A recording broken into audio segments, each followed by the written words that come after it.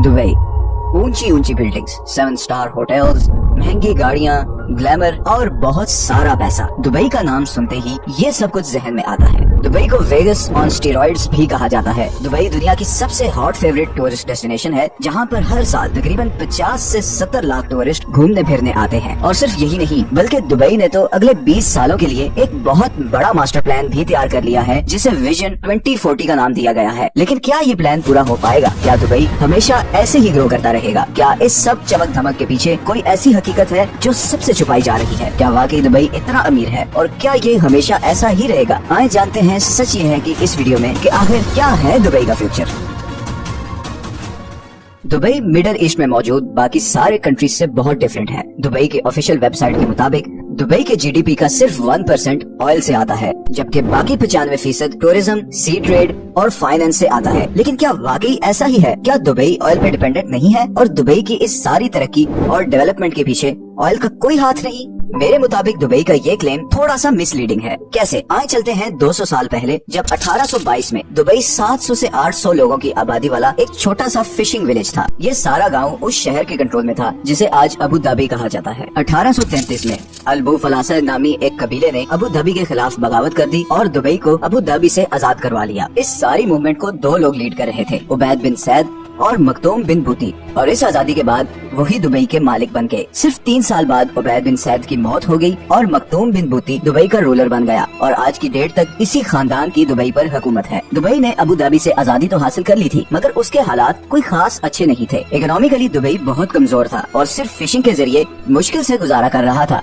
खैर 1892 में ब्रिटेन ने दुबई की सिक्योरिटी की जिम्मेदारी ले ली और दुबई ने अपनी इकोनॉमी पे फोकस करना शुरू कर दिया। 1901 में दुबई ने मिडिल ईस्ट का पहला फ्री सी पोर्ट बनाया, जहां पर कोई टैक्स या इंपोर्ट ड्यूटी नहीं थी। इस पॉलिसी के बाद दुबई का पोर्ट पर्शियन गल्फ और एशिया में मशहूर होने लगा। 1906 तक इस पोर्ट से 70,000 टन तक का कार्गो जाना शुरू हो गया। लेकिन इतनी ट्रेड के बावजूद दुबई के हालात कोई बहुत ज्यादा बेहतर नहीं हो रहे थे और उसकी वजह थी टैक्स फ्री पॉलिसी, जिसकी वजह से दुबई को कोई खास रेवेन्यू नहीं आ रहा था। फिर 1908 में एक बहुत बड़ा तूफान आया जिसमें कई 100 कश्तियां तबाह हो गईं और बहुत से लोग मारे गए। ये मरने वाले वो सारे मछलियां पकड़ने वाले थे जो दुबई की इकोनॉमी को चलाने में बहुत बड़ा किरदार अदा करते थे। इस तूफान के बाद दुबई के हालात मजीद खराब होना शुरू हो गए। फिर 1929 में पूरी दुनिया में एक जबरदस्त इकोनॉमिक क्राइसिस आया, जिसे द ग्रेट डिप्रेशन कहा जाता है। इस क्राइसिस ने दुबई को हिला कर रख दिया। हालात इतने खराब हो गए कि लोगों ने पड़ोसी मुल्कों की तरफ जाना शुरू कर दिया। इसी दौरान 1938 में अमेरिकन ऑयल कंपनीज ने सऊदी अरेबिया में ऑयल के बहुत बड़े रिजर्व्स डिस्कवर कर लिए। अगले 20 साल तक सारी मगरबी दुनिया सऊदी अरब के ऑयल रिजर्व्स को एक्सप्लॉइट करने और वहाँ पर पाइपलाइंस बनाने पर बिजी रही और इस सारे अरसे में दुबई बिल्कुल इग्नोर्ड रहा। लेकिन फिर 1950 की दिहाई में दुनिया की तवज्जो सऊदी अरब से हटकर बाकी पर्शियन गल्फ की तरफ हो गई।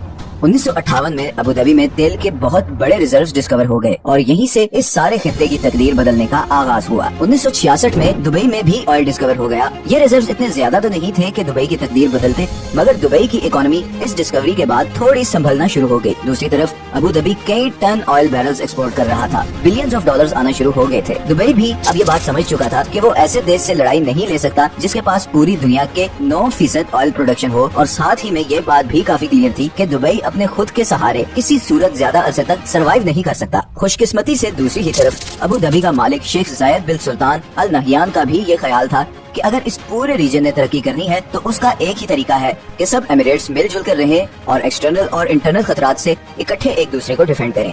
इसीलिए 1971 में यूएई वजूद में आया, जिसमें Abu Dhabi, Dubai, Sharjah, Ajman, Umm al Quwain और फुजैरा शामिल थे। अबू धाबी इस नए कंट्री का कैपिटल बन गया और शेख जायद बिन सुल्तान अल नहयान यूएई के पहले प्रेसिडेंट बन गए और ये था दुबई का टर्निंग पॉइंट। ये सारा जबरदस्त इंफ्रास्ट्रक्चर, ये एयरपोर्ट्स, ये एमिरेट्स एयरलाइन, ये बड़ी बड़ी बिल्डिंग्स, इन सब इंफ्रास्ट्रक्चर को बनाने के पीछे अबू धाबी की फंडिंग थी। 1990 के बाद दुबई अपने इसी इंफ्रास्ट्रक्चर की वजह से मशहूर होना शुरू हो गया। सारी दुनिया से लोग दुबई आना शुरू हो गए। मल्टीनेशनल्स अपने ऑफिसेस दुबई में खोलने लगी और दुबई का पोर्ट एशिया, यूरोप और पर्शियन गल्फ को मिलाने वाला एक ब्रिज बन गया। इसीलिए दुबई ये क्लेम करता है कि ऑयल पे उसकी डिपेंडेंस 1% से भी कम है। लेकिन जब भी दुबई किसी मुश्किल में पड़ता है तो गैस करें कि उसे बचाने कौन आता है? जी हाँ, तेल से माला माल अबू धाबी। इसकी सबसे बड़ी एग्जाम्पल है 2008 का फाइनेंशियल क्राइसिस, जब पूरी दुनिया की इकोनॉमी हिल कर रह गई थी। दुबई का हाल ये था कि लोग अपनी गाड़ियां एयरपोर्ट पर छोड़कर भाग गए थे। दुबई जबरदस्त डेट में चला गया था और तभी अबू धाबी ने इंटरवेंशन की और $10 बिलियन का लोन देकर दुबई को बेल आउट किया। इसके बदले में दुबई ने इस मशहूर ऊंची बिल्डिंग का नाम बुर्ज दुबई से तब्दील करके अबू धाबी के रूलर के नाम पर बुर्ज खलीफा रख दिया। लेकिन इसके बावजूद दुबई का डेट प्रॉब्लम सॉल्व नहीं हुआ। 2008 के बाद से दुबई का डेट मुसलसल बढ़ता जा रहा है। IMF के मुताबिक दुबई का टोटल डेट तकरीबन $80 बिलियन है। इन $80 बिलियन में से $20 बिलियन तो अबू धाबी का लोन है, जो अभी तक दुबई ने वापस नहीं किया। अगर 2008 में अबू धाबी ना होता तो दुबई फॉर श्योर डिफॉल्ट कर जाता। तो ये तो हो गया पॉइंट 1 कि दुबई का ये क्लेम कि उसकी इकोनॉमी ऑयल पर नहीं चलती बिल्कुल गलत है, क्योंकि दुबई की आधी से ज्यादा इकोनॉमी अबू धाबी पर डिपेंडेंट है और अबू धाबी का 85% रेवेन्यू तेल से आता है। दूसरा पॉइंट है दुबई की रियल एस्टेट मार्केट, जहां से दुबई अपना काफी रेवेन्यू जनरेट करता है। 2014 के बाद से दुबई में प्रॉपर्टी प्राइसेस मुसलसल गिर रही हैं। 2021 तक ये प्राइसेस इतनी गिर चुकी थी कि अगर आप 2010 में खरीदी गई अपनी कोई प्रॉपर्टी 2021 में बेचते तो आपको कम से कम 60% लॉस होता। पूरी दुनिया में रियल एस्टेट अप्रिशिएट करती है, मतलब वैल्यू में बढ़ती रहती है, लेकिन दुबई में पिछले 8 सालों में बिल्कुल उल्टा हुआ है। अब एक तरफ तो दुबई में आपको हर तरफ कंस्ट्रक्शन होती नजर आएगी, मगर दूसरी ही तरफ आपको खाली बिल्डिंग्स, अपार्टमेंट्स और ऑफिसेस भी नजर आएंगे और इसकी वजह है ओवर सप्लाई। असल में दुबई का मोटो है build and they will come, मतलब बिल्डिंग्स, अपार्टमेंट्स वगैरह बनाओ, बाहर से लोग खुद ही आकर उन्हें आबाद करेंगे। मगर अनफॉर्चुनेटली पिछले कुछ सालों में प्रॉपर्टी की सप्लाई डिमांड से बहुत ज्यादा रही है और इसी ओवर सप्लाई की वजह से प्रॉपर्टी प्राइसेस मुसलसल गिर रही हैं। इसकी एक और बड़ी एग्जांपल है मैदान 1, जो दुबई की हिस्ट्री का सबसे बड़ा प्रोजेक्ट था। इस प्रोजेक्ट के ऊपर 2015 में काम शुरू हुआ, मगर आज 8 साल गुजरने के बाद बिलियंस ऑफ डॉलर जाया करने के बाद इस प्रोजेक्ट को खत्म कर दिया गया है।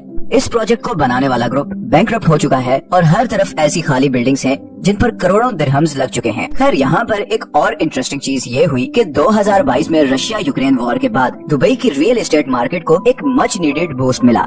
बेसिकली काफी रशियन एंड यूक्रेनियन बिलियनियर्स जिनकी प्रॉपर्टीज यूरोप में फ्रीज हुई हैं, वो अब दुबई में इन्वेस्ट कर रहे हैं और एज अ रिजल्ट दुबई की प्रॉपर्टी मार्केट पिछले कुछ महीनों में काफी ऊपर गई है। लेकिन ये ट्रेंड जाहिर है टेम्परेरी है, क्योंकि जंग के बाद ये सारे इन्वेस्टर्स अपना पैसा दुबई से निकाल लेंगे। यहीं पर एक और इम्पोर्टेंट पॉइंट ये है कि FATF ने दुबई को मनी लॉन्ड्रिंग के खिलाफ रिक्वायर्ड एक्शंस ना लेने पर ग्रे लिस्ट में भी शामिल कर लिया है और आने वाले दिनों में दुबई की रियल एस्टेट मार्केट इस फैसले से काफी अफेक्ट हो सकती है। तीसरा बहुत ही इम्पोर्टेंट फैक्टर है दुबई एक्सपो। कोविड की वजह से 2020 के बजाय ये एक्सपो 2021 में हुआ और इसे सारे एक्सपर्ट्स अब $1 बिलियन फेलियर कह रहे हैं। पिछले कोई 9 सालों से दुबई इस एक्सपो की तैयारी कर रहा था। दुबई की एक्सपेक्टेशंस थी कि वो इस एक्सपो से पूरी दुनिया से बहुत सारी इन्वेस्टमेंट्स इकट्ठी करके अपनी मार्केट को स्टेबलाइज करेगा, लेकिन अनफॉर्चुनेटली ऐसा कुछ नहीं हो सका। दुबई एक्सपो एक टूरिज्म स्टंट के अलावा और कुछ नहीं साबित हुआ। इंटरनल ऑडिट डॉक्यूमेंट्स के मुताबिक इस एक्सपो की इनकम टारगेटेड इनकम से 57% कम थी। ये एक्सपो फेल क्यों हुआ, इसके कई रीजंस हैं और शायद हम इस पे एक सेपरेट वीडियो भी बनाएं।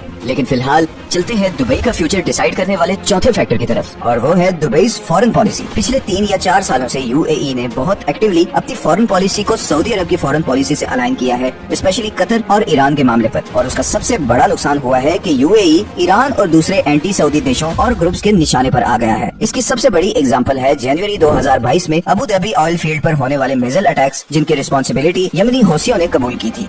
ईरान भी ऑलरेडी UAE को इसराइल के साथ फ्रेंडशिप बढ़ाने के मामले पर थ्रेट कर चुका है। अब दुबई और अबू धाबी को जो चीज दुनिया के बाकी शहरों से डिफरेंट करती है वो है जबरदस्त लॉ एंड ऑर्डर और सिक्योरिटी सिचुएशन। इसीलिए बड़ी बड़ी कंपनीज अपने हेड ऑफिसेज दुबई में खोलती हैं। लेकिन इस थ्रेट के बाद अगर खुदा न ख्वास्ता दुबई पर एक भी मिसाइल अटैक हो गया तो सारा इन्वेस्टर और बिजनेस कॉन्फिडेंस जीरो हो जाएगा और इससे भी बड़ा इम्पैक्ट आएगा दुबई के टूरिज्म पर, जो उसकी इकोनॉमी की रीढ़ की हड्डी है। पांचवा और आखिरी फैक्टर है सोर्स ऑफ रेवेन्यू। अब दुबई दुनिया के उन चंद कंट्रीज में से है जहाँ पर 0% इनकम टैक्स है, मतलब आप जो कुछ भी कमाओ आपको गवर्नमेंट को कोई टैक्स नहीं देना पड़ता।